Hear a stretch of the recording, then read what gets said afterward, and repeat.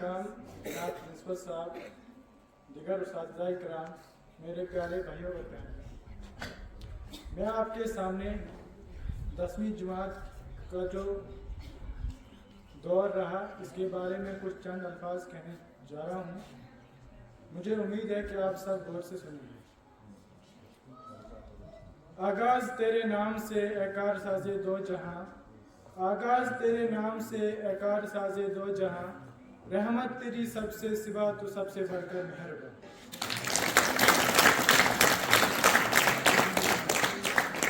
सबसे पहले मैं अपने उस्तादिज़ा का शुक्र अदा करना चाहूँगा जिन्होंने मुझे समझाया, पढ़ाया और अदब के बारे में सिखाया।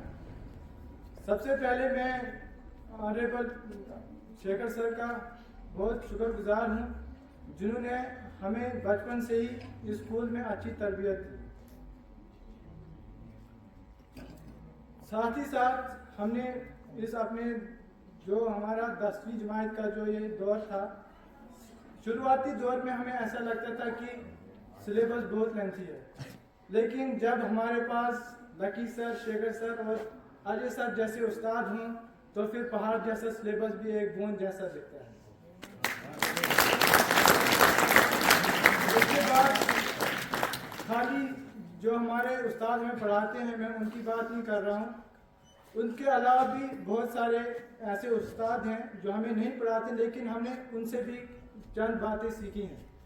अगर मैं बात करूं कुलजीत सर की, तो हमने इनके पास नहीं पढ़ा है, लेकिन इन्होंने मुझे एक चीज़ समझाई है कि कभी ज़िंदगी में अगर जितना आता है उतना करो, लेकिन कभी चीटिंग नहीं करनी। ये मैंने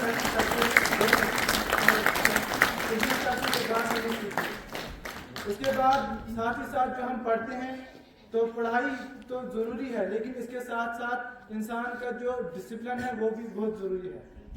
इसी के डिसिप्लिन के सिलसिले में एक शेर अर्ज करना चाहूँगा।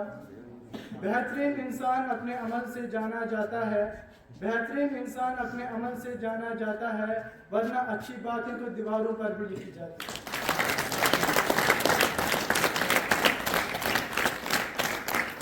इसके अलावा हमने सबसे ज़्यादा जो हमें क्लास में मज़ा आया वो हमें सबसे ज़्यादा लकी सर ने हमें हंसाया।